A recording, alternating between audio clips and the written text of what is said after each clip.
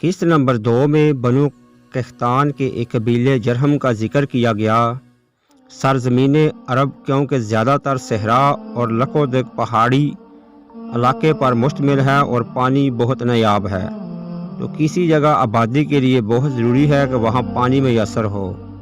قبیلہ جرہم جب اپنے علاقے یمن سے نئے وطن کی تلاش میں نکلا تو دوران سفر جب مکہ کی وادی میں پہنچا تو وہاں ان کو زمزم کے چشمے کی وجہ سے ٹھہرنا مناسب لگا، کیونکہ چشمے کی مالک حضرت ہاجرہ تھی۔ انہوں نے بی بی ہاجرہ کی اجازت سے چشمہ کے ساتھ ڈیرے ڈال دیے اور آباد ہو گئے۔ یوں حضرت ہاجرہ اور حضرت اسماعیل علیہ السلام کو ایک مضبوط عربی قبیلے کا ساتھ میسر آیا۔ بعد ازاں اسی قبیلے کے سردار کی بیٹی کے ساتھ حضرت اسماعیل علیہ السلام کی شادی ہوئی۔